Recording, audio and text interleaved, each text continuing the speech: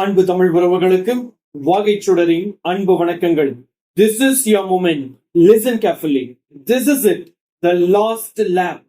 Every minute from now till your exam counts double. This is not the time to overthink. ரொம்ப யோசிக்கிட்டு இருக்கிறதுக்கும் ரொம்ப பதட்டப்படுறதுக்கும் ரொம்ப நேரத்தை வீணடிக்கிறதுக்குமான time அப்படிங்கிறது இது கிடையாது. முதல்ல அதை புரிஞ்சுக்கோங்க. This is the time to revise smart, stay calm and believe in your hard work. நீங்க ரொம்ப தூரம் வந்துட்டீங்க. உங்களோட ப்ரிப்பரேஷன்ல நீங்க ரொம்ப தூரம் வந்துட்டீங்க. நீங்க உங்க எஃபர்ட்டால பில்ட் பண்ண ஒரு கோட்டைய உங்க பயத்தால தகர்க்க விட்டுறாதீங்க. On the exam day, it won't be luck. It will be your preparation, your consistency, your courage that will write your success. So breathe. நல்ல மூச்சு விடுங்க. ஃபோக்கஸா இருங்க. And give your 100% because this is your moment. இந்த உலகத்துக்கு நீங்க யாருன்னு காட்டணும்னு நினைச்சீங்களோ, இந்த உலகம் உங்களை எப்படி பார்க்கணும்னு நீங்க நினைச்சீங்களோ, அது மாதிரி நீங்க வாழணும்னு நினைச்சா நீங்க இன்னைக்கு இந்த மொமெண்ட்டை விட்டுடாதீங்க. அத மனசுல வச்சுக்கிட்டு படிங்க. This is your moment. Material update. நம்ம கிட்ட ரொம்ப குறைவான மெட்டீரியல்ஸ் தான் ஸ்டாக்ல இருக்கு. யார் யாருக்கெல்லாம் வேணுமோ அவங்க உடனடியா வாங்கிக்கோங்க. வாங்கி உங்களுடைய ப்ரிப்பரேஷனை 100% கொடுங்க. எனக்கு கொஸ்டின் பேங்க் வேணும் அப்படின்னு சொல்லிட்டு நிறைய பேர் கேட்டுக்கிட்டு இருந்தீங்க. கொஸ்டின் பேங்க் அப்படிங்கிறது ஆல்மோஸ்ட் ரெடி ஆகிக்கிட்டு இருக்கு. ரெடியான உடனே நம்ம வீடியோல நம்ம சொல்லுவோம். யாருக்கெல்லாம் கொஸ்டின் பேங்கா வேணும் அப்படின்னு நீங்க நினைக்கிறீங்களோ அவங்க கொஸ்டின் பேங்கா வாங்கிக்கலாம். அதுக்கு எவ்வளவு அமௌண்ட் அப்படிங்கறது எல்லாத்தையும் நம்ம பிறகு சொல்லுவோம். அதே போல நம்மளுடைய மெட்டீரியல் வாங்கினவங்களுக்கு நம்ம யூடியூப்ல போடக்கூடிய அந்த 1000 கேள்விகள் பிளஸ் 50 கேள்விகள் டெஸ்டா வைக்கக்கூடியது 6 யூனிட்டுக்கான டெஸ்ட் கேள்வி ஒரு 300 இருக்கும். அது மட்டும் இல்லாம யூடியூப்ல இன்னைக்கோட 10 யூனிட்டுக்குமான வீடியோஸ் அப்படிங்கிறது முடியுது. சோ இந்த 1000 கேள்விகள் அப்படிங்கறதும் சேர்த்து உங்களுக்கு தரேன் அப்படின்னு நான் சொல்லியிருந்தேன். கண்டிப்பா உங்களுக்கு தந்துருவேன்.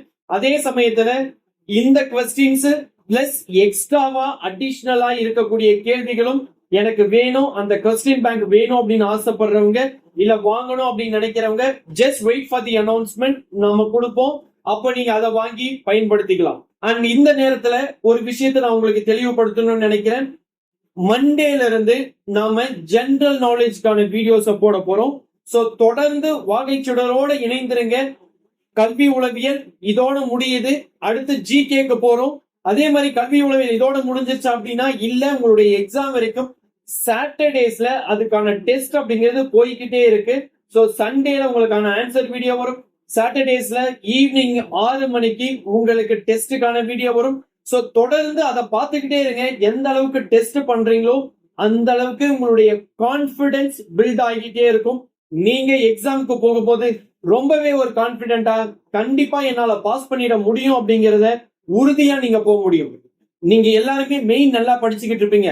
மெயின்ல விடக்கூடிய மார்க்கை நம்ம எங்க தான் பிடிக்க முடியும் அப்படின்னா சைக்காலஜில தான் பிடிக்க முடியும், ஜிகேல தான் பிடிக்க முடியும். அதனால இதுக்கும் கொஞ்சம் நேரத்தை ஒதுக்குங்க, இதுக்கும் இம்பார்ட்டன்ஸ் கொடுங்க. கண்டிப்பா உங்களுடைய மார்க் அதிகமா இருக்கும். உங்களுக்கான வேலை வாய்ப்பு அப்படிங்கிறது ரொம்பவே பிரகாசமா இருக்கும். சோ தொடர்ந்து வாகை சுடர பாருங்க. இன்னும் சப்ஸ்கிரைப் பண்ணாதவங்க சப்ஸ்கிரைப் பண்ணிக்கோங்க. இந்த வீடியோக்கு ஒரு லைக் கொடுத்து உங்க நண்பர்களோட ஷேர் பண்ணிக்கோங்க. இன்னைக்கு ஈவினிங் 6 மணிக்கு யூனிட் 6 டெஸ்ட் வீடியோ நம்ம யூடியூப் சேனல்ல வரும். மறக்காம அந்த டெஸ்ட் அட்டென்ட் பண்ணுங்க. நாளைக்கு காலை 9 மணிக்கு அதுக்கான ஆன்சர் வீடியோ அப்படிங்கிறதும் நம்மளுடைய வாகை சுடரோட சேனல்ல வந்துடும். நீங்க அதை பார்த்து உங்களுடைய டெஸ்ட்ல எவ்வளவு மார்க் வாங்கியிருக்கீங்க அப்படிங்கறத பாத்துக்கோங்க. வாங்க இன்னைக்கான 25 கேள்விகள் கடைசியா இருக்கக்கூடிய சாப்டர் 10 பார்ட் 4 வீடியோல என்னென்ன இருக்கு அப்படிங்கறத பாத்துடலாம். முதல் கேள்வி, கீழ்கண்ட எந்த கற்பித்தல் நிலை மிகவும் மாணவர் மையமானது? பிரதிபலிப்பு நிலை. கீழ்கண்ட எந்த கற்பித்தல் நிலை மிகவும் மாணவர் மையமானது? பிரதிபலிப்பு நிலை. Which level of teaching is most student centered? Reflective level.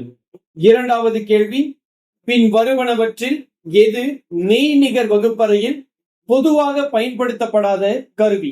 Overhead projector. பின் வருவனவற்றில் எது மெய்நிகர் வகுப்பறையில் பொதுவாக பயன்படுத்தப்படாத கருவி? overhead projector. Odd one out.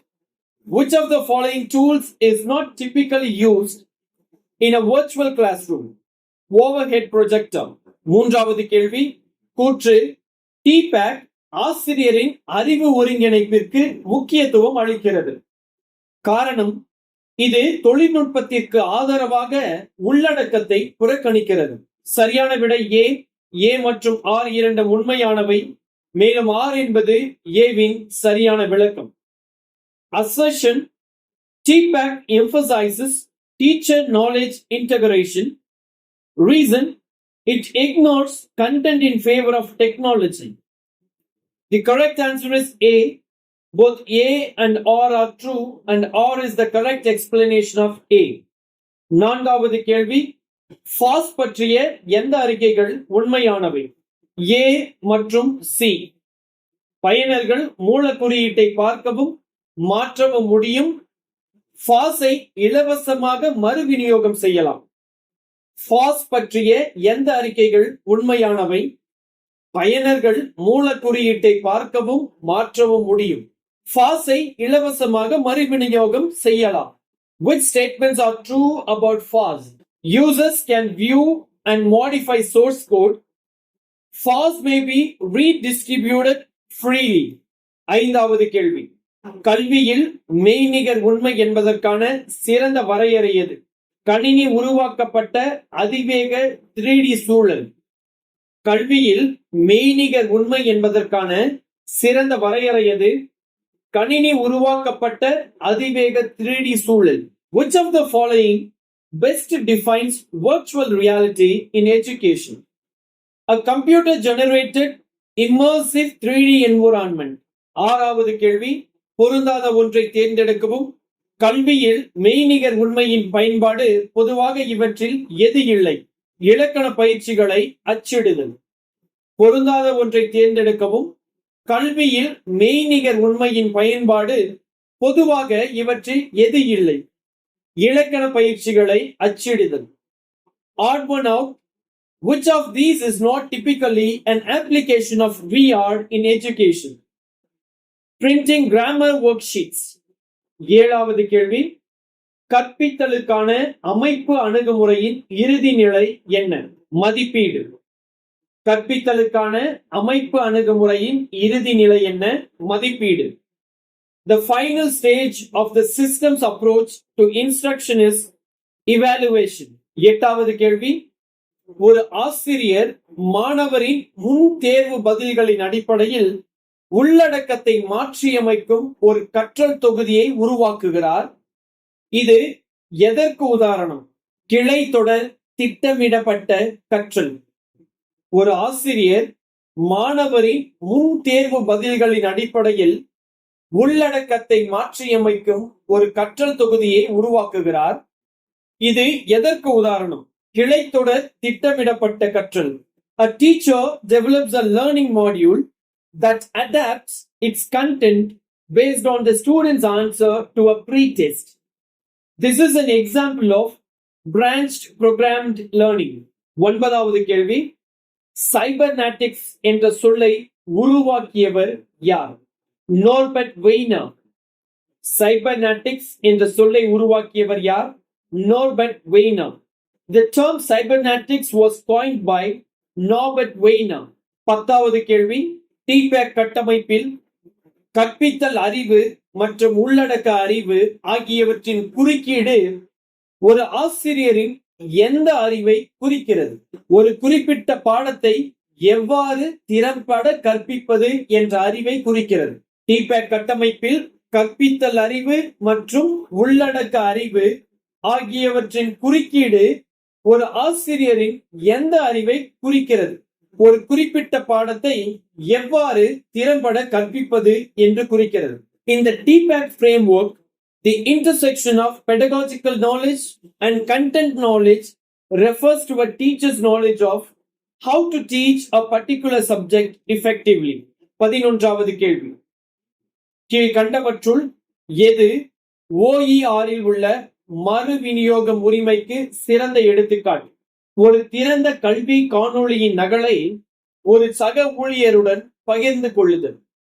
கீழ்கண்டவற்றுள் எது OER-இல் உள்ள மறு விநியோகம் உரிமைக்கு சிறந்த எடுத்துக்காட்டு? ஒரு திறந்த கல்வி காணொளியின் நகலை ஒரு சக ஊழியருடன் பகிர்ந்து கொள்ளுதல். Which of the following is the best example of a redistribute right in OER? Sharing a copy of an open educational video with a colleague. 12வது கேள்வி, கற்றல் சூழல்களின் அடிப்படையில் வேறுபட்டதை கண்டறியவும். மனப்பாடம் செய்தல். கற்றல் சூழல்களின் அடிப்படையில் வேறுபட்டதை கண்டறியவும் மனப்பாடம் செய்தல். Find the odd one out in terms of learning environments. Rote learning. 13வது கேள்வி, கல்வியில் மெய்நிகர் உண்மையின் ஒரு முக்கிய அம்சம் என்ன? சிக்கலான திறன்களை பாதுகாப்பாகவும் மீண்டும் மீண்டும் பயிற்சி செய்வதற்கான வாய்ப்புகள். கல்வியில் மெய்நிகர் உண்மையின் ஒரு முக்கிய அம்சம் என்ன? சிக்கலான திறன்களை பாதுகாப்பாகவும் மீண்டும் மீண்டும் பயிற்சி செய்வதற்குமான வாய்ப்புகள். A key affordance of virtual reality in education is its ability to provide opportunities for safe and repeatable practice of complex skills. 14வது கேள்வி, பின் வருவனவற்றில் கற்பித்தலின் பிரதிபலிப்பு நிலையின் முக்கிய பண்பு எது? சிக்கல் தீர்க்கும் மற்றும் விமர்சன சிந்தனை திறன்களின் வளர்ச்சி. பின் வருவனவற்றில் கற்பித்தலின் பிரதிபலிப்பு நிலையின் முக்கிய பண்பு எது? சிக்கல் தீர்க்கும் மற்றும் விமர்சன சிந்தனை திறன்களின் வளர்ச்சி. Which of the following is a key characteristic of the reflective level of teaching? Development of problem solving and critical thinking skills. 15வது கேள்வி, ADDIE மாதிரி பின்வருவனவற்றுள் எதற்கு ஒரு உதாரணம்? ஒரு கற்பித்தல் வடிவமைப்பு கட்டமைப்பு. ADDIE மாதிரி பின் வருவனவற்றில் எதற்கு ஒரு சிறந்த உதாரணம்? ஒரு கற்பித்தல் வடிவமைப்பு கட்டமைப்பு. The ADDIE model is an example of an instructional design framework. 16வது கேள்வி, Coursera அல்லது EDX போன்ற ஒரு MOOC தளம் பின் வருவனவற்றில் எதற்கு ஒரு உதாரணம்? பெருமளவிலான திறந்த நிலை இணையவழி பாடநெறியை வழங்குபவர். Coursera அல்லது EDX போன்ற ஒரு MOOC தளம் பின் வருவனவற்றில் எதற்கு ஒரு உதாரணம்? பெருமளவிலான திறந்த நிலை இணையவழி பாடநெறியை வழங்குபவர். A MOOC platform like Coursera or EDX is an example of a massive open online course provider. 17வது கேள்வி, பின்வரும் தொழில்நுட்பங்களில் எவை ஆழ்ந்த கற்றல் அனுபவங்களை உருவாக்க பயன்படுத்தலாம்? மெய்நிகர் நிலை.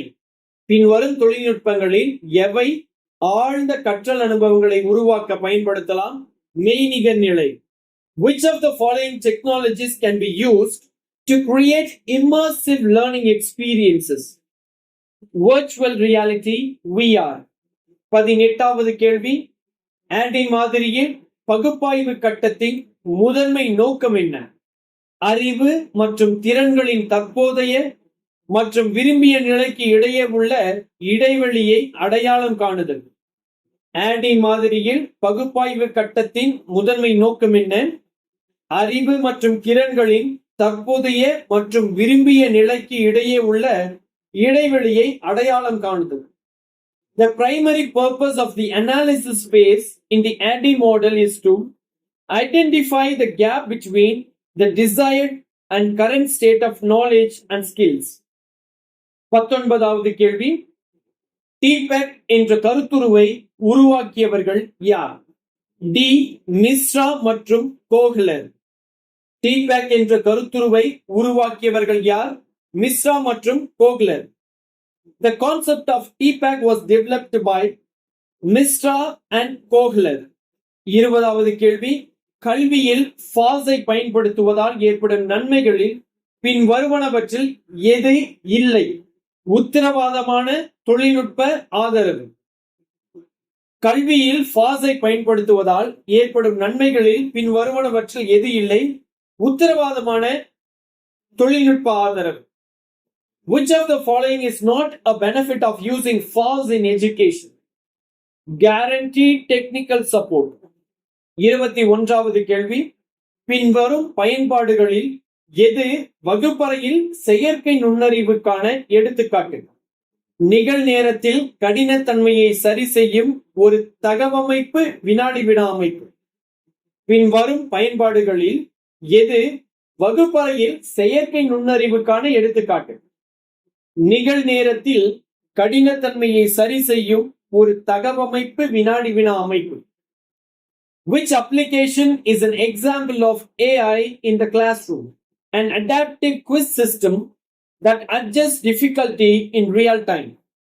22வது கேள்வி, ஒரு AI அமைப்பானது மனிதனை போன்று உரையை புரிந்து கொண்டு உருவாக்கும் திறன் எவ்வாறு அறியப்படுகிறது? இயல் மொழி செயலாக்கம். ஒரு AI அமைப்பானது மனிதனை போன்ற உரையை புரிந்து கொண்டு உருவாக்கும் திறன் எவ்வாறு அறியப்படுகிறது? இயல் மொழி செயலாக்கம்.